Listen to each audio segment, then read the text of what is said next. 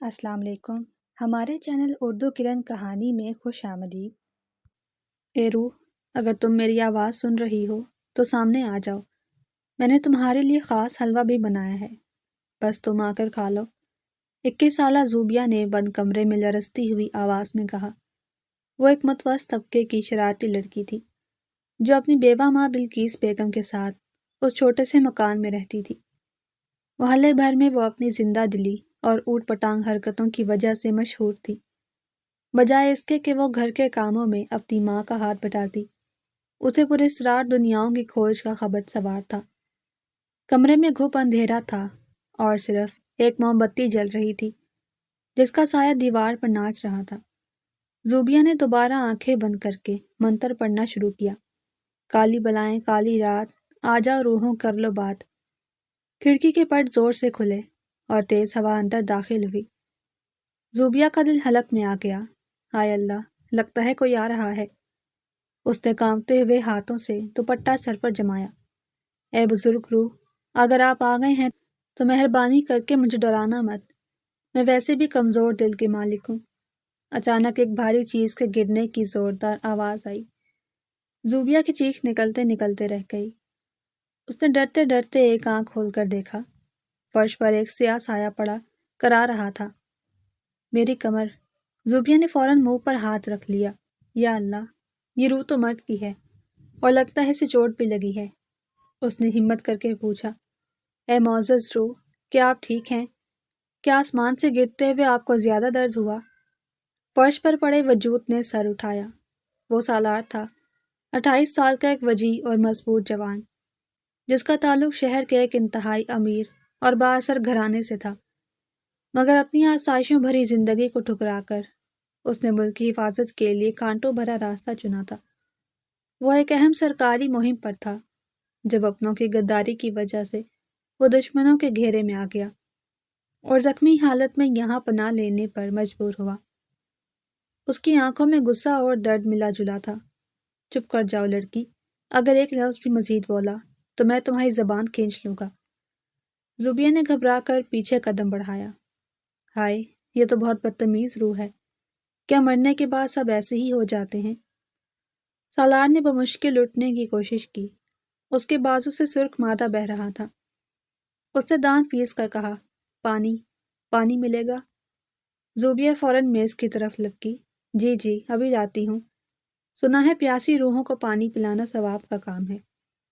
اس نے گلاس سالار کے منہ سے لگایا۔ سالار نے ایک ہی سانس میں پانی پی لیا اور دیوار سے ٹیک لگا کر بیٹھ گیا۔ اب میری بات غور سے سنو، میں کوئی روح نہیں ہوں، میں ایک انسان ہوں۔ زوبیہ نے شک بھری نظروں سے اسے دیکھا۔ انسان؟ لیکن انسان تو دروازے سے آتے ہیں، آپ تو کھڑکی سے کودے ہیں، اور اس وقت تو شریف انسان سو رہے ہوتے ہیں۔ سالار نے اپنے زخم کو دباتے ہوئے کہا، میں شریف نہیں ہوں، میرا مطلب ہے میں مصیبت میں ہوں۔ میرے پیچھے کچھ برے لوگ لگے ہیں۔ اگر تم نے شور مچایا تو وہ مجھے اور تمہیں دونوں کو نقصان پہنچائیں گے۔ زوبیہ کی آنکھیں حیرت سے پھیل گئیں۔ برے لوگ؟ کیا وہ بھی کھڑکی سے آئیں گے؟ سالار نے جھنجھلا کر کہا، تمہارا دماغ ہے یا بھوسا بھرا ہوا ہے؟ کھڑکی بند کرو اور پردے گرا دو، جلدی کرو۔ زوبیہ نے بھاگ کر کھڑکی بند کی۔ آپ غصہ کیوں کر رہے ہیں؟ میں تو بس پوچھ رہی تھی۔ ویسے آپ کا نام کیا ہے؟ کیا روحوں کا نام ہوتا ہے؟ میرا مطلب ہے انسانوں والا نام۔ سالار نے گہری سانس لی۔ درد کی شدت سے اس کا ماتھا پسینے سے بھیگ رہا تھا۔ میرا نام سالار ہے، اور خدا کے لیے مجھے روح کہنا بند کرو۔ مجھے کچھ کھانے کو چاہیے، بہت بھوک لگی ہے۔ زوبیہ نے سر ہلایا۔ اچھا، تو بھوت کو بھوک بھی لگی ہے؟ میں دیکھتی ہوں امی نے کیا پکایا ہے۔ لیکن اگر بلقیس بیگم جاگ گئی تو وہ مجھے کچا چبا جائیں گی۔ وہ تو پہلے ہی میری حرکتوں سے نالا ہیں، اور اگر پتہ چلا کہ میں نے گھر میں کسی اجنبی کو چھپایا ہے تو میری خیر نہیں۔ سالار نے اسے گھورا۔ اگر تم کھانا نہیں لائیں تو میں تمہیں کچا چبا جاؤں گا، جاؤ جلدی۔ زوبیہ بڑبڑاتی ہوئی کمرے سے نکلی۔ عجیب مصیبت، ادھر امی کی ڈانٹ کا ڈر ہے، ادھر اس بھوت نما انسان کا ڈر۔ زوبیہ تیری قسمت میں سکون نہیں ہے۔ زوبیہ پنجوں کے بل چلتی ہوئی کچن میں داخل ہوئی۔ گھر میں خاموشی تھی، صرف پرانے فریج کی آواز آ رہی تھی۔ اس نے آہستہ سے فریج کا دروازہ کھولا۔ یا اللہ میری عزت رکھ لینا، اگر کوئی برتن گر گیا تو قیامت آ جائے گی۔ اس نے سالن کا ڈونگا نکالا اور روٹیوں والے ڈبے میں ہاتھ ڈالا۔ 2 ٹھنڈی روٹیاں بچی ہوئی تھیں۔ چلو بھوت صاحب، اسی سے گزارا کریں، ویسے بھی مفت کی روٹیاں ہیں، نخرے تھوڑی اٹھاؤں گی۔ ابھی وہ مڑنے ہی والی تھی کہ پیچھے سے آواز آئی، کون ہے وہاں؟ زوبیہ کے ہاتھ سے پلیٹ چھوٹتے چھوٹتے بچی۔ اس نے مڑ کر دیکھا، اندھیرے میں 2 چمکتی ہوئی آنکھیں دکھائی دیں۔ زوبیہ نے لمبی سانس لی۔ دفع ہو جاؤ مانو، تم نے تو میری جان ہی نکال دی تھی۔ میں سمجھی امی جاگ گئی۔ بلی اس کے پاؤں سے رگڑ کھانے لگی۔ زوبیہ نے اسے پیر سے پرے کیا، ہٹو، ابھی میرے پاس تمہارے لیے دودھ نہیں ہے۔ کمرے میں ایک بڑا بلا آیا ہوا ہے، پہلے اس کا پیٹ بھر لوں۔ وہ دبے پاؤں کچن سے نکلی ہی تھی کہ صحن میں بچھی چارپائی پر ہلچل ہوئی۔ زوبیہ وہیں بت بن گئی۔ چارپائی پر اس کا 6 سالہ کزن پپو اٹھ کر بیٹھ گیا تھا، جو کل ہی اپنی امی کے ساتھ رہنے آیا تھا۔ پپو نے آنکھیں ملتے ہوئے نیند بھری آواز میں کہا، زوبیہ باجی، آپ اس وقت کیا کھا رہی ہیں؟ زوبیہ کا دل حلق میں آ گیا۔ اگر اس لاؤڈ سپیکر نے شور مچا دیا تو سارا گھر جاگ جائے گا۔ اس نے جلدی سے انگلی ہونٹوں پر رکھی۔ آہستہ بولو پپو، میں کھا نہیں رہی، میں تو بلی کو بگانے آئی تھی۔ پپو نے پلیٹ کی طرف اشارہ کیا، لیکن بلی روٹی سالن تو نہیں کھاتی۔ زوبیہ نے دانت پیسے، یہ بلی ماڈرن ہے، تم سو کیوں نہیں رہے؟ پپو نے ضد شروع کر دی، مجھے پانی پینا ہے اور مجھے بھی بھوک لگی ہے۔ زوبیہ نے ماتھے پر ہاتھ مارا، یہ لڑکا کسی دن مجھے ہارٹ اٹیک کروائے گا۔ اس نے جلدی سے پلیٹ ایک طرف چھپائی اور قریب جا کر سرگوشی کی، دیکھو پپو، اگر تم ابھی نہیں سوئے تو وہ جو اوپر والا کمرہ ہے نا، وہاں سے کٹ کٹ والا بابا نیچے آ جائے گا اور جاگنے والے بچوں کو بوری میں ڈال کر لے جائے گا۔ پپو کی آنکھیں خوف سے پھیل گئیں۔ سچ میں؟ زوبیہ نے سنجیدگی سے سر ہلایا، بالکل، ابھی میں اسے ہی دیکھ کر آ رہی ہوں، جلدی سے لیٹ جاؤ اور آنکھیں بند کر لو ورنہ وہ آ جائے گا۔ پپو نے فوراً کمبل منہ پر لے لیا اور لیٹ گیا۔ زوبیہ نے سکھ کا سانس لیا، پلیٹ اٹھائی اور بھاگتی ہوئی اپنے کمرے میں گھس گئی۔ سالار آنکھیں بند کیے دیوار سے سر ٹکائے بیٹھا تھا۔ زوبیہ کو لگا شاید وہ مر گیا ہے۔ اے مسٹر سالار، کیا آپ زندہ ہیں یا روح بن گئے ہیں؟ سالار نے ایک دم آنکھیں کھولی، تمہیں چین نہیں ہے نا؟ کھانا لائی ہو یا خالی ہاتھ آ گئی؟ زوبیہ نے پلیٹ اس کے آگے رکھی، یہ لیجیے عالی جناب، ٹھنڈی روٹی اور آلو کا سالن، ہمارے گھر یہی بچا تھا، اور اوپر سے راستے میں ایک ننھے جاسوس کو بھی چکمہ دینا پڑا۔ سالار نے بغیر کسی نخرے کے نوالا توڑا۔ اسے واقعی شدید بھوک لگی تھی۔ ننھا جاسوس؟ کیا گھر میں کوئی اور بھی ہے؟ زوبیہ نے سر ہلایا، جی، میرا کزن پپو، وہ تو پولیس والوں سے بھی زیادہ خطرناک ہے، بڑی مشکل سے اسے بھوت سے ڈرا کر سلایا ہے۔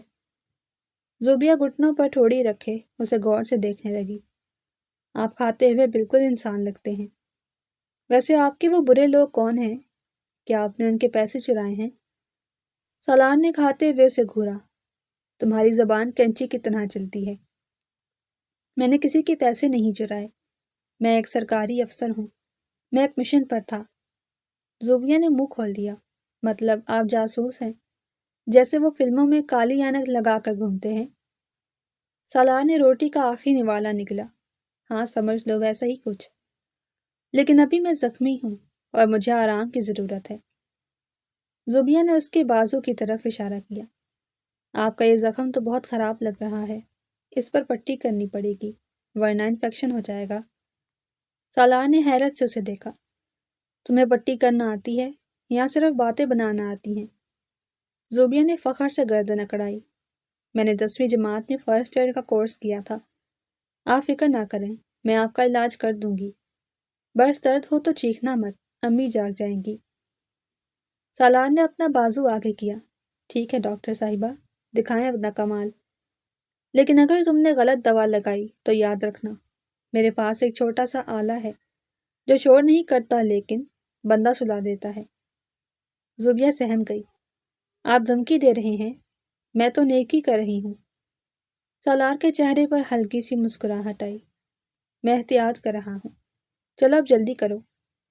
زوبیہ فرسٹ ایڈ باکس لے آئی اور اسے کھول کر زمین پر بیٹھ گئی۔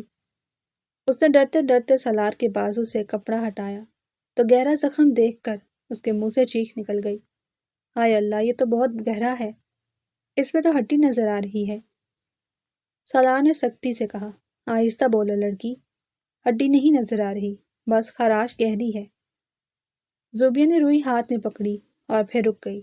1 منٹ، میں کچن سے تھوڑی ہلدی لے آؤں۔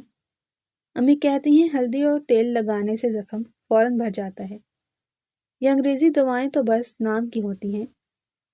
سالار نے گھور کر اسے دیکھا اور دانت پیستے ہوئے بولا، خدا کا واسطہ ہے بی بی، میں انسان ہوں، کوئی دیگچی نہیں ہوں جسے تم ہلدی لگا کر پکانے کا ارادہ رکھتی ہو۔ چپ چاپ یہ والی دوا لگاؤ ورنہ میں خود لگا لوں گا۔ زوبیہ نے منہ بسورتے ہوئے کہا، عجیب انسان ہے، بھلا کر رہی ہوں تو نخرے دکھا رہے ہیں۔ اچھا لائیں بازو۔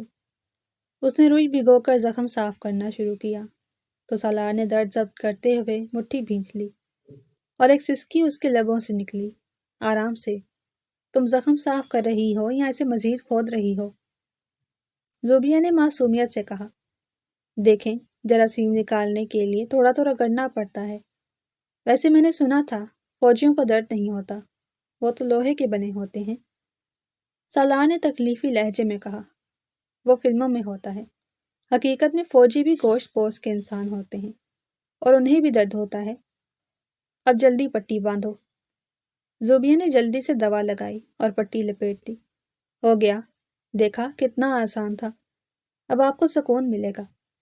ویسے میری مانتے تو ہلدی سے اب تک آرام آ چکا ہوتا۔ سالار کچھ کہنے ہی لگا تھا کہ اچانک باہر گلی میں کسی بھاری گاڑی کے رکنے کی آواز آئی۔ سالار فوراً چوکنا ہو گیا، اس کا سارا درد جیسے غائب ہو گیا۔ اس نے اشارے سے زوبیہ کو خاموش رہنے کا کہا اور خود گھسیٹتا ہوا کھڑکی کے پاس گیا۔ اس نے پردے کی اوٹ سے جھانک کر دیکھا۔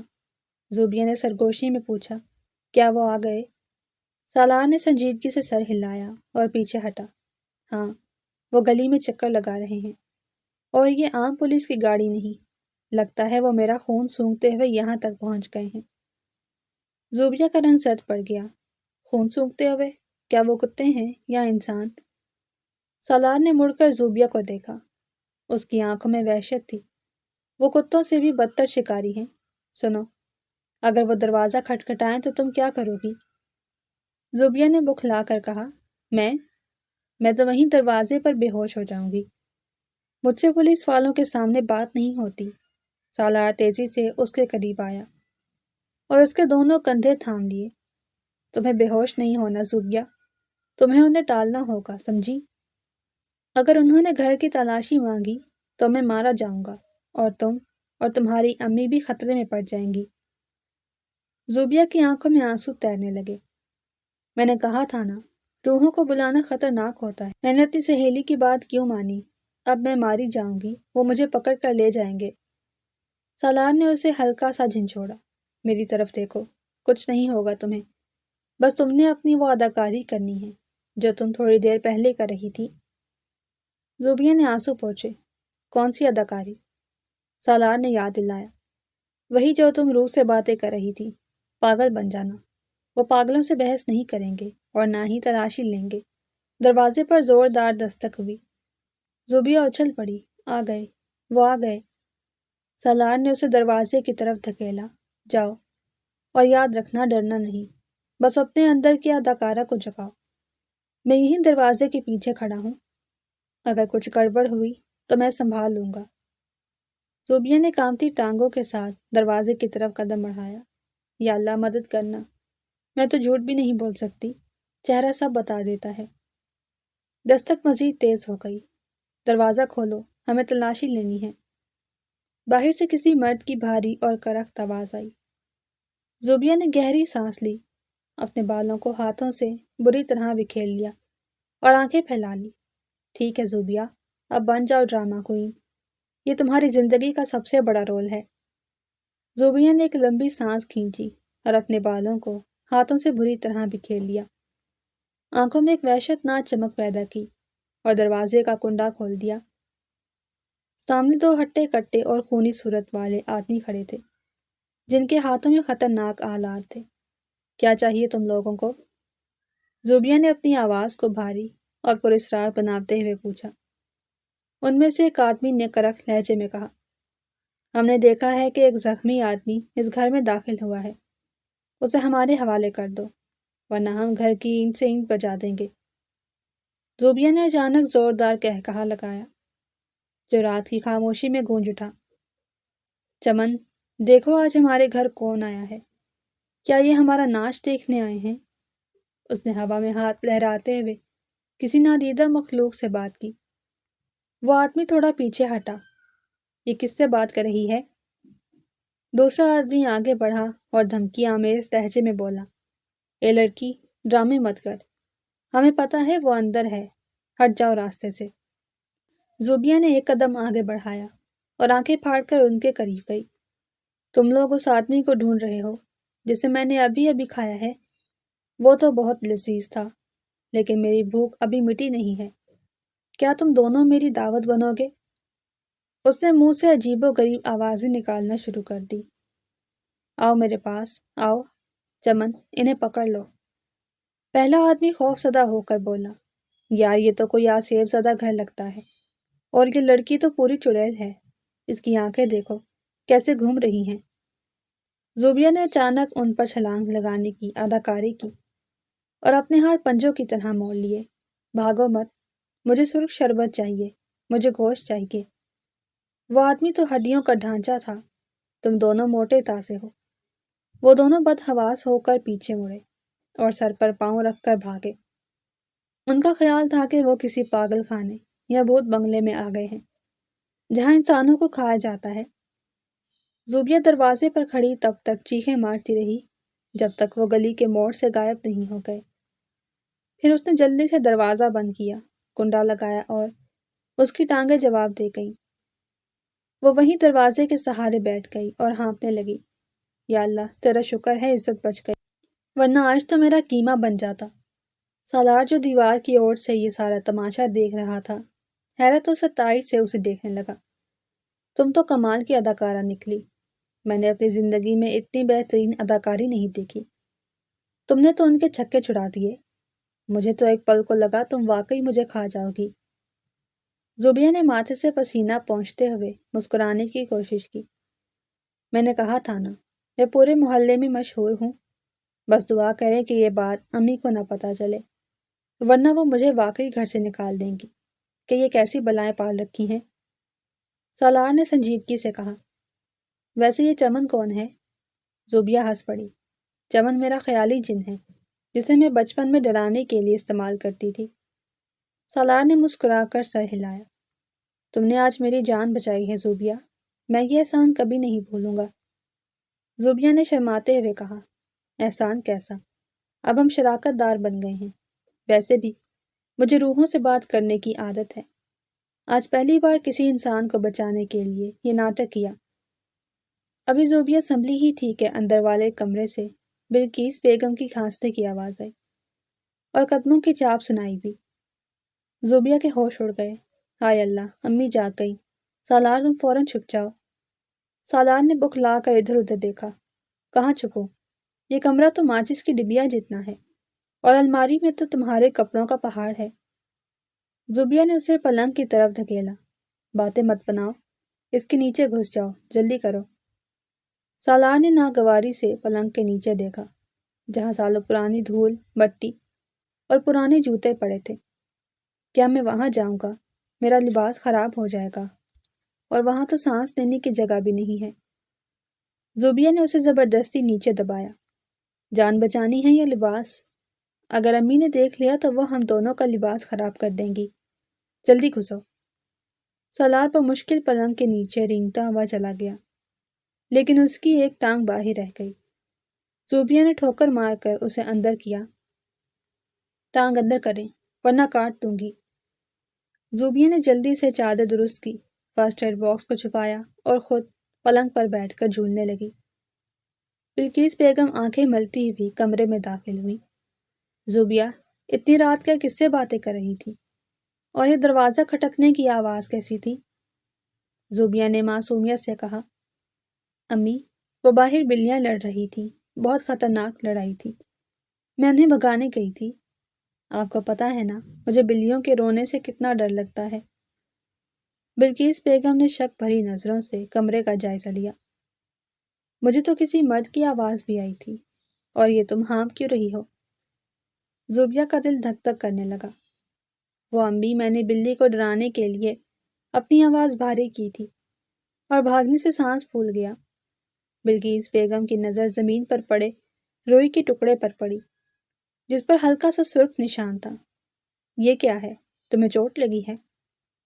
زوبیہ نے جلدی سے روئی پر پاؤں رکھ دیا۔ نہیں امی، وہ میں نے نیل پالش صاف کی تھی، وہ گر گئی تھی۔ بلقیس بیگم نے سر ہلایا۔ عجیب عجیب کام کرتی ہو رات کو، کم دیکھا کر یہ مار دھاڑ والے ڈرامے۔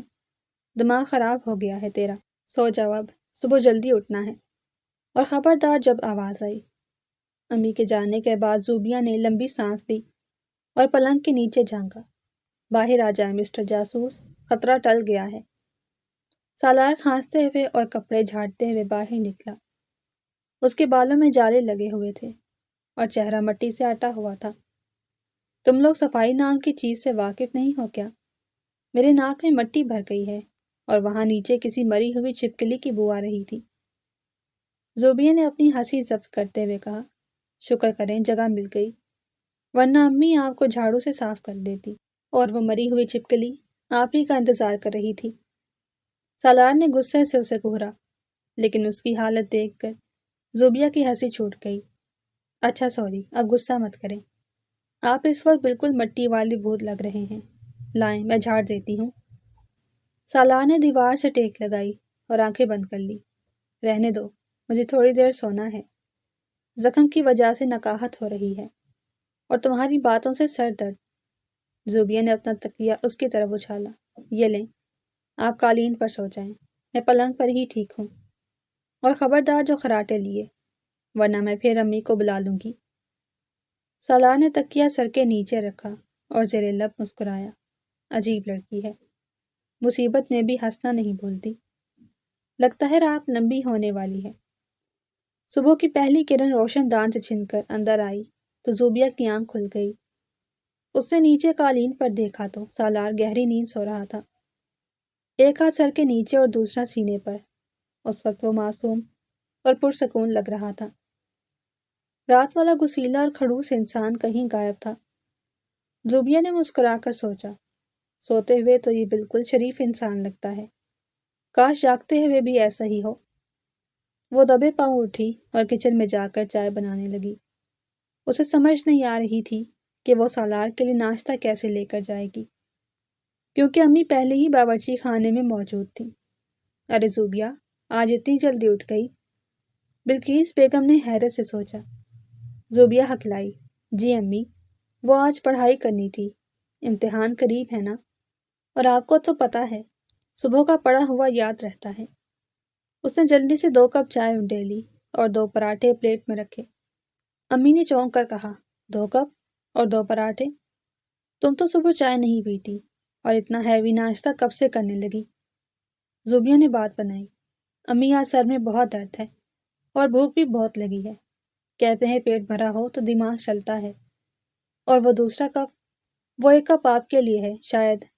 امی نے گھورا، میرے لیے تو میں خود بنا لوں گی، اور مجھے شوگر ہے، میں میٹھی چائے نہیں پیتی۔ دال میں کچھ کالا لگ رہا ہے۔ زوبیہ نے جلدی سے ٹرے اٹھائی، اوہو امی آپ پینا، میں یہ خود پی لوں گی، آپ صفائی کر لیں، میں ذرا پڑھ لوں۔ زوبیہ نے شکر ادا کیا اور ٹرے لے کر بھاگی۔ کمرے میں آ کر اس نے دروازہ بند کیا اور سالار کے قریب جا کر زور سے کہا، اٹھے جناب، صبح ہو گئی ہے اور میں ناشتہ لائی ہوں۔ سالار نے ایک دم ہڑبڑا کر آنکھیں کھولی اور بجلی کی تیزی سے زوبیہ کا ہاتھ مروڑ دیا۔ اسے لگا شاید دشمن آ گئے ہیں۔ زوبیہ کی چیخ نکلتے نکلتے رہ گئی، چھوڑے میرا ہاتھ، میں ہوں زوبیہ۔ سالار نے اسے پہچانا تو فوراً ہاتھ چھوڑا۔ اوہ معاف کرنا، مجھے لگا۔ زوبیہ نے اپنا ہاتھ سہلاتے ہوئے کہا، آپ کو ہر وقت جنگ ہی یاد رہتی ہے کیا؟ میں ناشتہ لائی ہوں، جنگ کا پیغام نہیں۔ سالار نے کھانے کی خوشبو سونگھی تو اس کے چہرے پر رونق آ گئی۔ تم بہت اچھی ہو زوبیہ، مجھے بہت بھوک لگی تھی۔ وہ دونوں ناشتہ کرنے لگے۔ سالار نے چائے کا گھونٹ بھرا اور منہ بنایا۔ چینی کچھ زیادہ نہیں ہے؟ زوبیہ نے اسے گھورا۔ شکر کریں مل گئی، یہاں جنگل میں منگل نہیں ہو رہا۔ جلدی کھائیں اور خاموش رہیں۔ ابھی وہ آخری نوالہ لے رہی تھی کہ باہر سے دروازہ کھٹکھٹایا گیا۔ زوبیہ بیٹی، ذرا باہر آنا۔ یہ پڑوس والی شکیلہ خالہ کی آواز تھی۔ زوبیہ نے ماتھے پر ہاتھ مارا۔ یا اللہ، یہ مصیبت بھی آنی تھی۔ سالار نے چوکنا ہو کر پوچھا، کون ہے؟ زوبیہ نے سرگوشی کی، یہ محلے کی سب سے بڑی جاسوس ہیں، CID سے بھی تیز۔ اگر انہوں نے آپ کو دیکھ لیا تو شام تک یہ خبر پورے شہر میں پھیل جائے گی کہ زوبیہ کے گھر کوئی دیو قامت بلا چھپی ہے۔ سالار فوراً اٹھ کھڑا ہوا۔ میں کہاں چھپوں؟ زوبیہ نے کھڑکی کے بھاری پردے کی طرف اشارہ کیا۔ اس کے پیچھے۔ سالار جلدی سے پردے کے پیچھے چھپ گیا، لیکن اس کے بڑے بڑے فوجی جوتوں کا ایک کونا باہر رہ گیا۔ زوبیہ نے جلدی سے اپنا دوپٹہ اس پر گرا دیا تاکہ جوتا چھپ جائے، اور خود کتاب کھول کر بیٹھ گئی۔ دروازہ کھلا اور شکیلہ خالہ اندر داخل ہوئی۔ ارے بیٹا، اتنی دیر لگا دی دروازہ کھولنے میں، اور یہ کمرے میں ایسی عجیب سی بو کیوں آ رہی ہے، جیسے کوئی مردانہ پرفیوم ہو؟ زوبیہ نے گھبرا کر کہا، وہ خالہ، میں نے مچھر مار اسپرے کیا تھا، اس کی بو ہے۔ شکیلہ خالہ کی نظر ٹرے پر پڑی۔ ہیں 2 کپ اور 2 خالی پلیٹیں؟ تم اکیلی اتنا کھا گئی؟ زوبیہ نے جلدی سے کہا، خالہ وہ 1 کپ میں دوا گھول کر پینی تھی اور دوسرے میں چائے۔ ڈاکٹر نے کہا ہے زیادہ مایع استعمال کرو۔ شکیلہ خالہ نے مشکوک نظروں سے پردے کی طرف دیکھا جو ہلکا سے ہل رہا تھا۔ کھڑکی تو بند ہے، پھر یہ پردہ کیوں ہل رہا ہے؟ کہیں کوئی بلی تو نہیں چھپی پیچھے؟ میں ذرا دیکھوں۔ خالہ آگے بڑھی۔ زوبیہ کا دل بند ہونے والا ہو گیا۔ خالہ رک جائیں، وہ چھپکلی ہے پیچھے۔ شکیلہ خالہ جو چھپکلی کے نام سے ہی کانپتی تھی، چیخ مار کر پیچھے ہٹی۔ ہائے اللہ، مجھے چھپکلیوں سے بہت ڈر لگتا ہے، نکالو اسے باہر۔ زوبیہ نے ڈرانے کے لیے کہا، خالہ وہ اڑنے والی چھپکلی ہے، ابھی آپ کے اوپر آ گرے گی۔ شکیلہ خالہ نے یہ سنا تو الٹے پاؤں باہر بھاگی، جوتا بھی وہیں چھوڑ گئی۔ زوبیہ نے دروازہ بند کیا اور پردے کے پاس آ کر بولی، باہر آ جائیں، آپ نے تو میری جان ہی نکال دی تھی، اور اگلی بار اپنے بڑے بڑے جوتے سنبھال کر چھپیے گا۔ قریب تھا کہ میرا بھید کھل جاتا۔ سالار باہر نکلا اور مسکراتے ہوئے بولا، تم ہر بار مجھے حیران کر دیتی ہو، لگتا ہے تمہارے ساتھ رہ کر میں بھی جھوٹ بولنا سیکھ جاؤں گا۔ ویسے اڑنے والی چھپکلی کا آئیڈیا برا نہیں تھا۔ سالار نے پردے کے پیچھے سے نکل کر گہری سانس لی۔ اس کے ماتھے پر پسینے کے قطرے چمک رہے تھے۔ اس نے زوبیہ کی طرف مڑ کر سنجیدگی سے کہا، مجھے اپنے ہیڈ کوارٹر رابطہ کرنا ہے، میرا سیٹلائٹ فون دوران جھڑپ کہیں گر گیا تھا۔ کیا تمہارے پاس کوئی فون ہے؟ زوبیہ نے فوراً سر ہلایا اور دراز سے ایک پرانا سا فون نکال کر اس کے ہاتھ پر رکھ دیا، جس کی اسکرین پر مکڑی کے جالے کی طرح دراڑیں پڑی تھیں اور بٹنوں پر ٹیپ لگی ہوئی تھی، یہاں تک کہ اس پر ایک ربڑ بینڈ بھی چڑھا تھا۔ یہ لیجئے عالیجا، یہ میرا خاندانی ورثہ ہے، بس اس کا ہیش کا بٹن کام نہیں کرتا، اسے انگوٹھے سے بہت زور سے دبانا پڑتا ہے۔ سالار نے حیرت سے اس آثار قدیمہ کو الٹ پلٹ کر دیکھا۔ کیا یہ چلتا بھی ہے یا صرف نمائش کے لیے رکھا ہے؟ مجھے تو ڈر ہے کہیں میرے ہاتھ میں ہی نہ ٹوٹ جائے۔ زوبیہ نے فخر سے کہا، ارے خبردار جو میرے منا کو کچھ کہا، یہ بہت وفادار فون ہے، بس کبھی کبھی اپنی مرضی کرتا ہے، آپ کوشش کر کے دیکھ لیں۔ سالار نے نمبر ملانے کی کوشش کی، لیکن بٹن سخت تھے۔ یہ بٹن ہے یا پتھر؟ سالار جھنجھلا گیا۔ زوبیہ نے پاس آ کر کہا، لائیں میں ملاتی ہوں، اسے پیار سے نہیں غصے سے دبانا پڑتا ہے۔ اس نے زور زور سے بٹن دبا کر فون سالار کو دیا۔ سالار نے کان سے لگایا لیکن کال نہیں جا رہی تھی۔ اس میں بیلنس ہے؟ سالار نے پوچھا۔ زوبیہ نے دانت نکالے۔ وہ بیلنس تو پچھلے مہینے ختم ہو گیا تھا، میں تو صرف مس کال دے کر کام چلاتی ہوں۔ آپ کو ایمرجنسی کال کرنی ہے نا، وہ تو مفت ہوتی ہے۔ سالار نے اسے گھورتے ہوئے ایمرجنسی کوڈ ملایا۔ دوسری طرف رابطہ ہوتے ہی اس کا لہجہ اور انداز بالکل بدل گیا۔ وہ اب ایک سخت گیر فوجی افسر لگ رہا تھا جس کی آنکھوں میں کاٹ تھی۔ Hello, eagle one speaking. Code red, میری پوزیشن کمپرومائز ہو چکی ہے، دشمن قریب ہیں، مجھے ارجنٹ بیک اپ چاہیے، لوکیشن ٹریس کرو۔ زوبیہ دیوار سے ٹیک لگا کر خاموشی سے اسے دیکھ رہی تھی۔ اس وقت سالار کے چہرے پر جو رعب اور سنجیدگی تھی وہ اسے بہت متاثر کر رہی تھی۔ اسے پہلی بار احساس ہوا کہ یہ وہ عام آدمی نہیں ہے جو روٹی مانگ رہا تھا، بلکہ ایک محافظ ہے۔ کال بند کر کے سالار نے فون واپس زوبیہ کو دیا۔ شکریہ، تمہارے اس ٹوٹے ہوئے فون نے آج بہت بڑا کام کیا ہے۔ اگر یہ نہ ہوتا تو رابطہ ممکن نہ تھا۔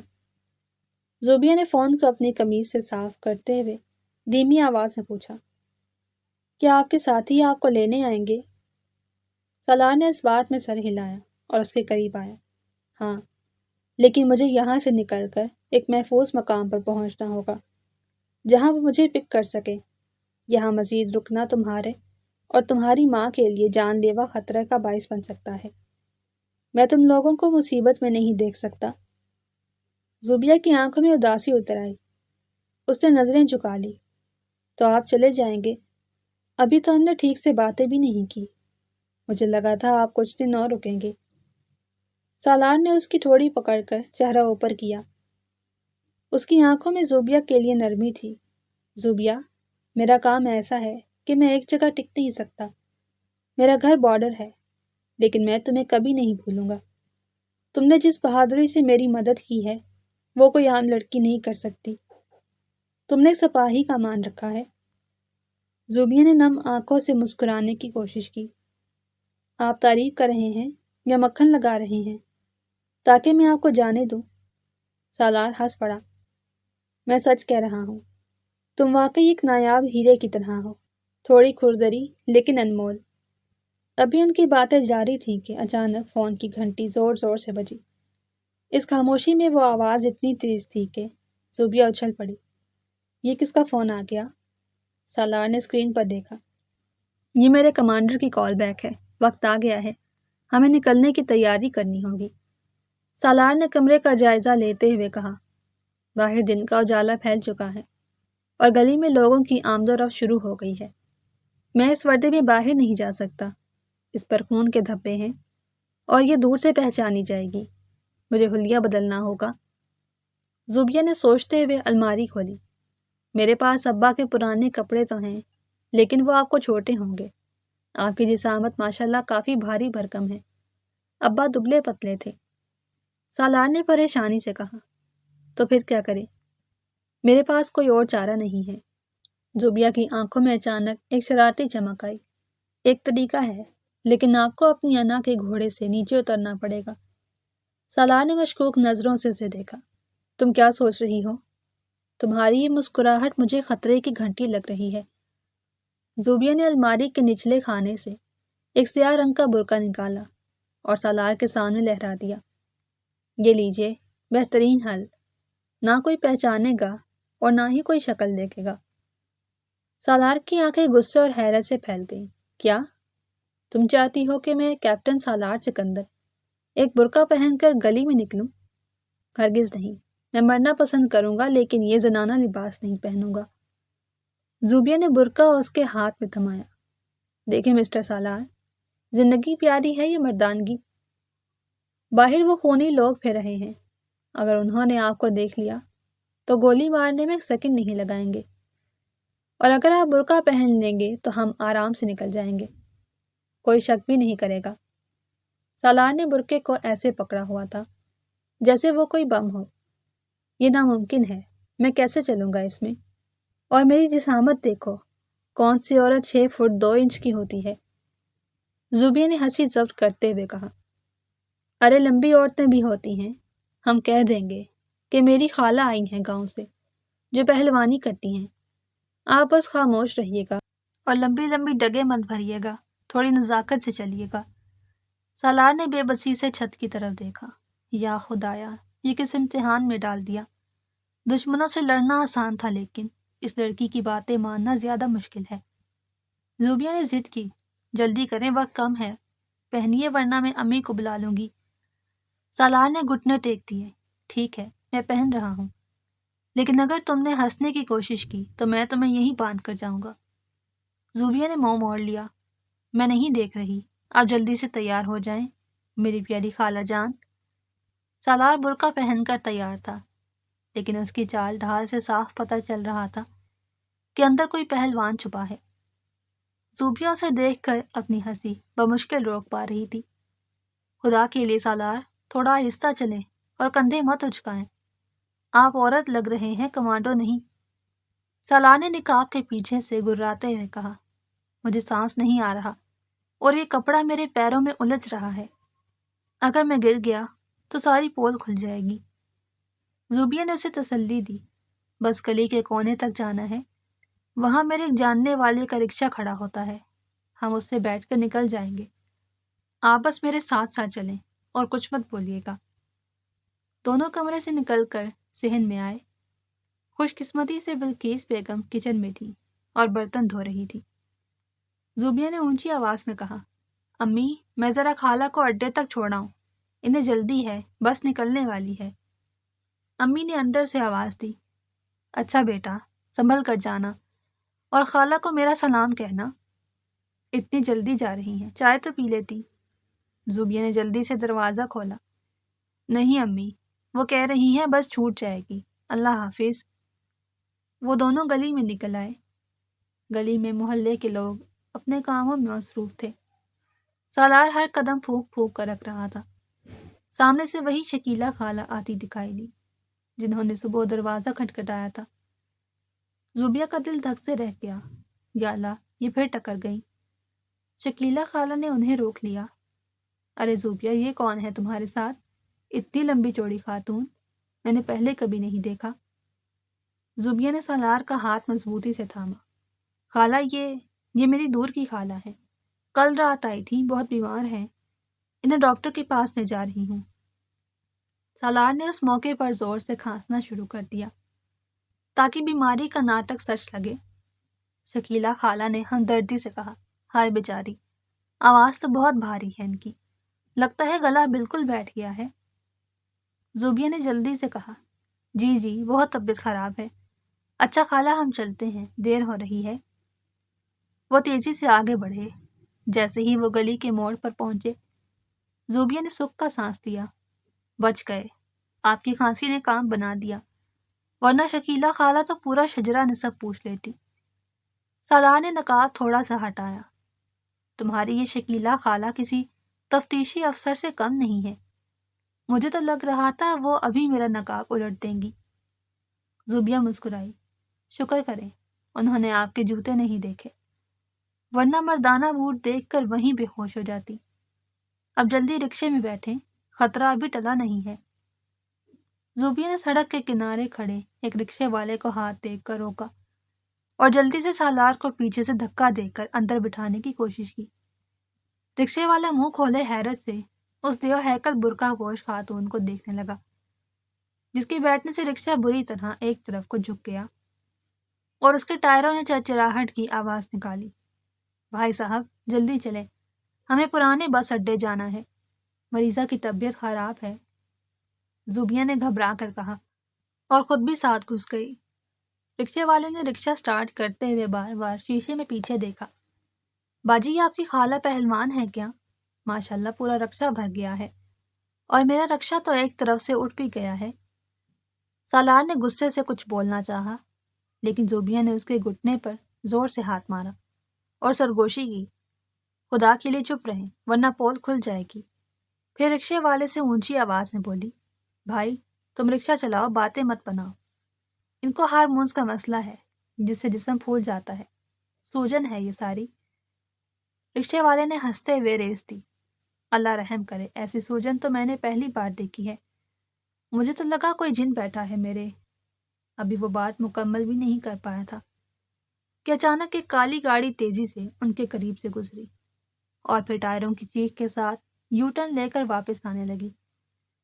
سالار نے فوراً پہچان لیا، اس کی ریڑھ کی ہڈی میں سنسنی دوڑ گئی۔ زوبیہ، یہ وہی لوگ ہیں، سر نیچے کرو۔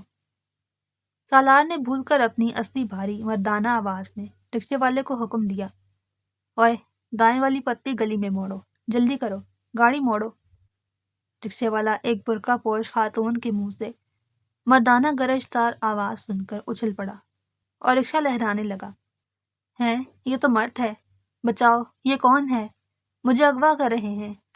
وہ بدحواس ہو کر چیخنے لگا اور رکشہ روکنے کی کوشش کی۔ سالار نے زوبیا کے دوپٹے کے نیچے سے اپنا پستول نکال کر رکشے والے کی کمر پر لگایا۔ شور مت مچاؤ ورنہ گولی چل جائے گی، بس گاڑی بھگاؤ اور اس پتلی گلی میں ڈال دو۔ رکشے والا تھر تھر کانپنے لگا، اس کا رنگ سفید پڑ گیا۔ جی بھائی صاحب، میرا مطلب ہے واجی صاحب، ابھی بگاتا ہوں، مجھے مت مارنا، میرے چھوٹے چھوٹے بچے ہیں۔ اس نے آنکھیں بند کر کے رکشہ پتلی گلیوں میں ڈال دیا۔ کالی گاڑی پڑی ہونے کی وجہ سے ان تنگ گلیوں میں داخل نہیں ہو سکتی تھی اور وہی بریک لگانے پر مجبور ہو گئی۔ سالار نے پیچھے مڑ کر دیکھا، گاڑی دور رہ گئی تھی۔ شکر ہے ہم نکل آئے۔ زوبیا کا سانس پھولا ہوا تھا اور وہ دل پر ہاتھ رکھے ہوئی تھی۔ آپ نے تو بیچارے ڈرائیور کی جان ہی نکال دی، دیکھیں کیسے کانپ رہا ہے، اسے لگ رہا ہے اس کی سواری کوئی چڑیل ہے۔ سالار نے نقاب کے پیچھے سے پستول واپس چھپاتے ہوئے کہا، جان بچانے کے لیے کبھی کبھی ڈرانا پڑتا ہے، اگر وہ رک جاتا تو ہم دونوں مارے جاتے۔ رکشے والے نے لرزتی آواز سے پوچھا، باجی، یہ خالہ کے پاس پستول بھی ہے؟ زوبیا نے ہنسی ضبط کرتے ہوئے کہا، ہاں بھائی، یہ پرانے زمانے کی خالہ ہے، اپنے ساتھ ہی رکھتی ہے۔ شہر سے تھوڑا باہر ویران سڑک کے کنارے سالار نے رکشہ رکوا دیا۔ یہ جگہ ٹھیک ہے، میرے ساتھی یہاں آسانی سے آ سکیں گے۔ رکشے والا تو رکشہ روکتے ہی وہاں سے ایسے بھاگا جیسے اس کے پیچھے بھوت لگا ہو۔ اس نے کرایہ بھی نہیں مانگا۔ سالار نے جلدی سے وہ برقع اتارا اور لمبی سانس لی۔ اوف خدایا، دشمنوں سے لڑنا آسان ہے لیکن اس تپتے ہوئے خیمے میں رہنا مشکل۔ زوبیا اسے دیکھ کر اداس ہو گئی۔ اس کا چہرہ پسینے سے بھیگ رہا تھا اور بال بکھرے ہوئے تھے، لیکن وہ زوبیا کو دنیا کا سب سے خوبصورت انسان لگ رہا تھا۔ تو اب آپ جائیں گے؟ زوبیا کی آواز میں نمی تھی۔ سالار نے اس کی طرف دیکھا اور سنجیدگی سے قریب آیا۔ ہاں زوبیا، میرا وقت یہاں ختم ہوا، لیکن جانے سے پہلے میں تمہیں کچھ کہنا چاہتا ہوں۔ زوبیا نے دھڑکتے دل کے ساتھ اس کی طرف دیکھا۔ کیا؟ سالار نے اپنی جیب سے ایک چھوٹا سا دھاتی بیج نکالا جس پر کچھ نمبر لکھے تھے اور زوبیا کی ہتھیلی پر رکھ دیا۔ یہ میری نشانی رکھ لو، اگر کبھی کوئی مصیبت آئے تو یہ کسی بھی فوجی کو دکھا دینا، وہ تمہاری مدد کرے گا۔ زوبیا نے اس ٹھنڈے دھاتی ٹکڑے کو مٹھی میں بھینچ دیا۔ اور اگر مجھے آپ کی یاد آئے تو؟ یہ جملہ اس کے منہ سے بے اختیار نکل گیا۔ سالار کی آنکھوں میں ایک عجیب سی چمک آئی۔ اگر یاد آئے تو آسمان کی طرف دیکھ کر دعا کرنا، سپاہی دعاؤں کے سہارے ہی زندہ رہتے ہیں۔ اتنے میں دور سے دو سیاہ رنگ کی جیپیں آتی دکھائی دی جو دھول اڑاتی ہوئی ان کے قریب رکی۔ ان میں سے وردی پوش جوان اترے اور سالار کو سلوٹ کیا۔ سر، ہم آپ کو لے جانے آئے ہیں۔ سالار نے انہیں سر ہلایا اور پھر آخری بار زوبیا کو دیکھا۔ اپنا خیال رکھنا زوبیا، اور ہاں، اب کسی روح کو مت بلانا۔ زوبیا کی آنکھوں سے آنسو بہہ نکلے۔ آپ وعدہ کریں کہ زندہ رہے تو واپس آئیں گے۔ سالار نے گاڑی میں بیٹھتے ہوئے مسکرا کر کہا، وعدہ رہا۔ گاڑی دھول اڑاتی ہوئی دور نکل گئی اور زوبیا اکیلی سڑک پر کھڑی رہ گئی۔ زوبیا گھر پہنچی تو اس کا دل ویران تھا۔ وہ گھر جہاں وہ ہر وقت اچھلتی کودتی اب اسے کاٹنے کو دوڑ رہا تھا۔ بلقیس بیگم نے اسے اکیلا آتے دیکھا تو حیرت سے پوچھا، ارے وہ خالہ کہاں گئی؟ تم تو انہیں اڈے چھوڑنے گئی تھی۔ زوبیا نے بے دلی سے جواب دیا، وہ چلی گئی امی، بہت دور چلی گئی۔ امی نے اس کا اترا ہوا چہرہ دیکھا۔ کیا ہوا، طبیعت تو ٹھیک ہے؟ تم رو کیوں رہی ہو؟ زوبیا نے ماں کے گلے لگ کر رونا شروع کر دیا۔ کچھ نہیں امی، بس ایسے ہی دل اداس ہے، شاید گرمی کی وجہ سے۔ وہ اپنے کمرے میں آ گئی اور اس جگہ بیٹھ گئی جہاں سالار بیٹھا تھا۔ یہاں ابھی تک اس کی موجودگی کا احساس باقی تھا۔ اس نے مٹھی کھولی اور وہ بیج دیکھا جو سالار دے گیا تھا۔ یہ کوئی عام بیج نہیں تھا، یہ اس کے دل کا سکون تھا۔ دن ہفتوں میں بدل گئے۔ زوبیہ ہر روز اخبار دیکھتی، ٹی وی پر خبریں سنتی کہ شاید کہیں کسی بڑے مشن کی خبر ہو، شاید سالار کا نام آئے، لیکن ہر طرف خاموشی تھی۔ اس نے اپنی شرارتیں چھوڑ دی، روحوں کو بلانا چھوڑ دیا، یہاں تک کہ اس نے اپنی پسندیدہ فلمیں دیکھنا بھی چھوڑ دی۔ محلے والے حیران تھے کہ زوبیہ کو کیا ہو گیا ہے۔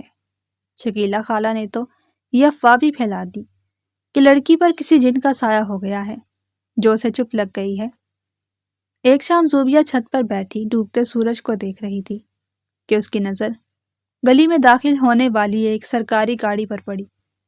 اس کا دل زور سے دھڑکا، کیا یہ وہی ہے؟ لیکن گاڑی سے ایک انجان افسر اترا اور ان کے گھر کا دروازہ کھٹکھٹایا۔ زوبیہ کے پیروں تلے سے زمین نکل گئی۔ کیا سالار کو کچھ ہو گیا ہے؟ کیا یہ اس کی خبر لائے ہیں؟ وہ ننگے پاؤں سیڑھیوں سے نیچے بھاگی۔ زوبیہ نے کانپتے ہاتھوں سے دروازہ کھولا تو سامنے وردی میں ملبوس ایک اجنبی نوجوان کھڑا تھا، جس کے ہاتھ میں ایک چھوٹا سا ڈبہ تھا۔ زوبیہ کا دل ڈوبنے لگا۔ اس کے ذہن میں طرح طرح کے وسوسے آنے لگے کہ کہیں یہ سالار کی کوئی آخری نشانی تو نہیں، کہیں وہ اپنی مہم کے دوران مارا تو نہیں گیا۔ اس نے روتے ہوئے آواز سے پوچھا، کیا ہوا؟ وہ ٹھیک تو ہے نا؟ یا آپ مجھے یہ بتانے آئے ہیں کہ اب وہ نہیں رہے؟ وہ نوجوان زوبیہ کی حالت دیکھ کر گھبرا گیا اور جلدی سے بولا، نہیں باجی، آپ غلط سمجھ رہی ہیں، صاحب بالکل خیریت سے ہیں اور اپنے مرکز پر محفوظ ہیں۔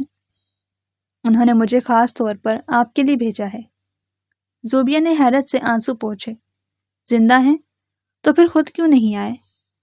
وہ نوجوان مسکرایا، وہ ابھی بہت مصروف ہے اور سخت نگرانی میں ہے، اس لیے خود نہیں آ سکے، لیکن انہوں نے یہ ڈبہ آپ کے لیے بھیجا ہے اور کہا کہ یہ ان کی طرف سے ایک چھوٹا سا تحفہ ہے اس نقصان کے بدلے جو ان کی وجہ سے ہوا تھا۔ زوبیہ نے جھجکتے ہوئے وہ ڈبہ تھام لیا۔ نوجوان نے سلام کیا اور واپس گاڑی میں بیٹھ کر چلا گیا۔ بلقیس بیگم جو پیچھے کھڑی یہ سب دیکھ رہی تھی، حیرانی سے آگے بڑھی، یہ کون تھا زوبیہ اور یہ ڈبہ کیسا ہے؟ زوبیہ نے جلدی سے بات بنائی، امی وہ میرا جو فون خراب تھا نا، میں نے اسے ٹھیک کرنے کے لیے کمپنی کو خط لکھا تھا، شاید انہوں نے نیا بھیج دیا ہے۔ وہ بھاگ کر اپنے کمرے میں گئی اور ڈبہ کھولا۔ اندر ایک چمکدار نیا ٹیلی فون رکھا تھا اور ساتھ ایک پرچی تھی جس پر لکھا تھا، تمہارے پرانے وفادار فون کا شکریہ جس نے میری جان بچائی، یہ نیا فون رکھ لو اور اس کا ہیش کا بٹن دبانے کے لیے زور نہیں لگانا پڑے گا۔ زوبیہ اس تحریر کو پڑھ کر کھلکھلا کر ہنس پڑی۔ اس کی اداسی جیسے ہوا ہو گئی۔ ابھی زوبیہ نے فون کو الٹ پلٹ کر دیکھ رہی تھی کہ اچانک اس کی گھنٹی بجی۔ اسکرین پر کوئی نمبر نہیں آ رہا تھا۔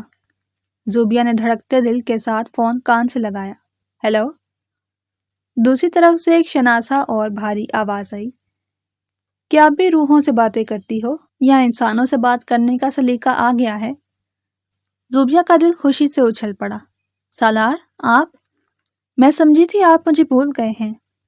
سالار نے نرمی سے کہا، میں نے کہا تھا نا کہ فوجی وعدے کے پکے ہوتے ہیں، میں تمہیں کیسے بھول سکتا ہوں جس نے مجھے موت کے منہ سے نکالا، اور وہ برقعے والی خالہ کو تو میں پوری زندگی نہیں بھول سکتا۔ زوبیہ ہنس پڑی، آپ میرا مذاق اڑا رہے ہیں نا؟ ویسے آپ کیسے ہیں اور وہ زخم کیسا ہے؟ سالار نے سنجیدگی سے جواب دیا، زخم بھر گیا ہے لیکن تم سے دور رہنا مشکل ہو رہا ہے۔ میں یہاں دشمنوں کے بیچ میں ہوں لیکن میرا دھیان وہیں اس چھوٹے سے کمرے میں اٹکا ہوا ہے جہاں مجھے پناہ ملی تھی۔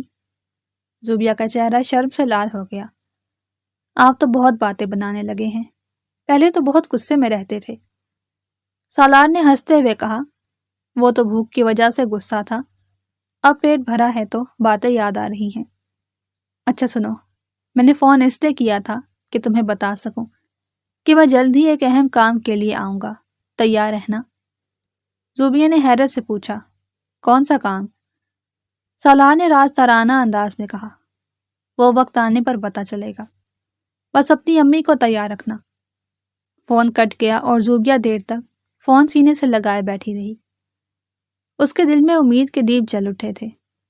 کئی مہینے گزر گئے، موسم بدل گیا اور گرمیوں کی جگہ ہلکی سردی نے لے لی۔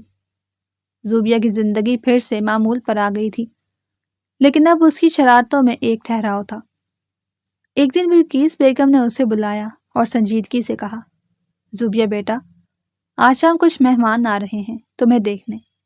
اس بار میں کوئی بہانہ نہیں سنوں گی۔ زوبیہ نے پیر پٹکا۔ امی، میں نے کہا نا، مجھے شادی نہیں کرنی، میں ساری زندگی آپ کے پاس رہوں گی۔ بلقیس بیگم نے ڈانٹا، پاگل مت بنو، لڑکا بہت اچھا ہے، خاندانی لوگ ہیں اور لڑکا سرکاری افسر ہے۔ زوبیہ نے دل میں سوچا، سرکاری افسر تو ایک ہی تھا جس سے شادی ہو سکتی تھی، اب کسی اور سے کیسے کر لوں؟ اس نے روٹھے ہوئے انداز میں کہا، میں کسی کے سامنے نہیں جاؤں گی، آپ منع کر دیں ان کو۔ امی نے سختی سے کہا، خبردار جو کوئی تماشا کیا، چپ چاپ تیار ہو جاؤ اور چائے لے کر آنا۔ شام کو مہمان آ گئے۔ ڈرائنگ روم میں باتوں کی آوازیں آ رہی تھی۔ زوبیہ نے بے دلی سے چائے کی ٹرے اٹھائی اور سر جھکا کر کمرے میں داخل ہوئی۔ اس نے کسی کی طرف نہیں دیکھا اور میز پر چائے رکھنے لگی۔ سامنے بیٹھے ایک بزرگ نے شفقت سے پوچھا، بیٹی، کیا نام ہے تمہارا؟ زوبیہ نے دھیمی آواز میں جواب دیا، زوبیہ۔ اچانک ایک جانی پہچانی آواز گونجی، کیا یہ وہی زوبیہ ہے جو چوروں کو بھوت بن کر ڈراتی ہے؟ زوبیہ نے جھٹکے سے سر اٹھایا۔ سامنے صوفے پر سالار بیٹھا مسکرا رہا تھا، وہی باوقار چہرہ اور آنکھوں میں وہی چمک۔ اس کے ساتھ اس کے والدین بھی مسکرا رہے تھے۔ زوبیہ کے ہاتھ سے چائے کا کپ پلیٹ پہ زور سے لگا۔ آپ یہاں؟ بلقیس بیگم نے حیرت سے کبھی سالار کو دیکھا اور کبھی زوبیہ کو۔ تم دونوں ایک دوسرے کو جانتے ہو؟ سالار نے اپنی ماں کی طرف دیکھا اور بولا، امی، یہی وہ لڑکی ہے جس نے میری جان بچائی تھی اور جس کے بارے میں نے آپ کو بتایا تھا کہ اگر شادی کروں گا تو اسی سے کروں گا۔ کمرے میں خوشی کی لہر دوڑ گئی اور زوبیہ کو لگا جیسے اس کا کوئی خواب پورا ہو گیا ہو۔ بلقیس بیگم ابھی بھی حیرت کے سمندر میں گوتے کھا رہی تھی۔ انہوں نے زوبیہ کی طرف دیکھا جو شرم سے زمین میں گڑی جا رہی تھی، اور پھر سالار کی طرف دیکھا جو بڑے اطمینان سے بیٹھا تھا۔ یہ سب کیا معمہ ہے؟ میری بیٹی نے کب آپ کی جان بچائی؟ مجھے تو کچھ پتہ ہی نہیں۔ میں تو سمجھتی تھی یہ سارا دن بس ڈرامے دیکھتی ہے اور روحوں کو بلاتی ہے۔ سالار نے مسکراتے ہوئے کہا، خالہ جان، دراصل وہ جو لمبی چوڑی خالہ اس دن آپ کے گھر سے نکلی تھی، جنہیں زوبیہ اڈے تک چھوڑنے گئی تھی، وہ میں ہی تھا۔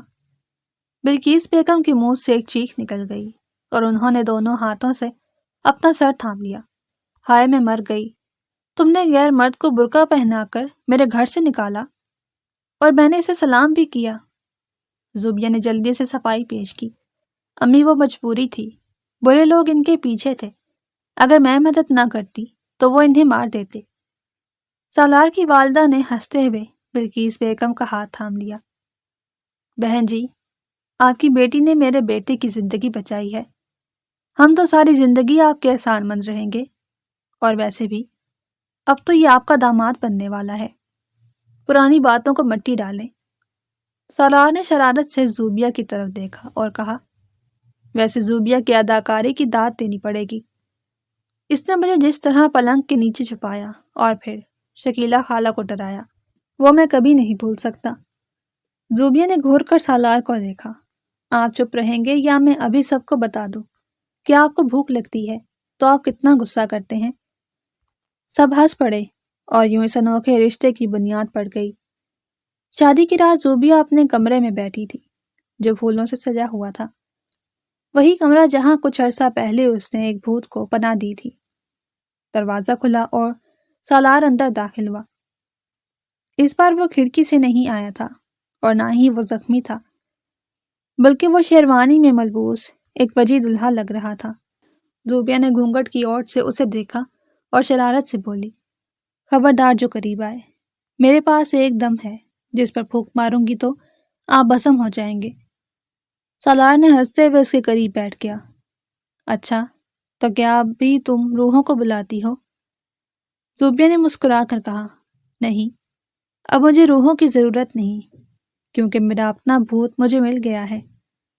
سالار نے اس کا ہاتھ تھام کر کہا، زوبیہ، تو میری زندگی کا سب سے خوبصورت حادثہ ہو۔ اگر اس رات میں غلطی سے تمہارے کھڑکی میں نہ کودا ہوتا تو شاید مجھے کبھی پتہ نہ چلتا کہ محبت اتنی مزیدار بھی ہو سکتی ہے۔ زوبیہ نے اس کی آنکھوں میں دیکھا، اور اگر میں آپ کو پناہ نہ دیتی تو مجھے پتہ نہ چلتا کہ اصل ہیرو فلموں میں نہیں بلکہ حقیقت میں ہوتے ہیں۔ اچانک کھڑکی کھلی اور ہوا کا ایک جھونکا اندر آیا۔ دونوں نے چونک کر ادھر دیکھا۔ زوبیہ نے ہنستے ہوئے کہا، لگتا ہے کوئی روح ہمیں مبارکباد دینے آئی ہے۔ سالار نے اٹھ کر کھڑکی بند کی۔ اب کوئی روح نہیں آئے گی، اب صرف ہم ہوں گے اور ہماری کہانی۔ اس نے پلٹ کر زوبیہ کو دیکھا اور کہا، ویسے بھوک لگی ہے، کیا وہ ٹھنڈی روٹی اور آلو کا سالن ملے گا؟ زوبیہ کھلکھلا کر ہنس پڑی اور سالار نے بھی اس کا ساتھ دیا، اور یوں ان کی زندگی کا نیا سفر کہکہوں اور محبت کے سائے میں شروع ہوا۔ اگر آپ کو ہماری کہانی پسند آئی ہو تو چینل کو سبسکرائب، ویڈیو کو لائک اور شیئر ضرور کریں۔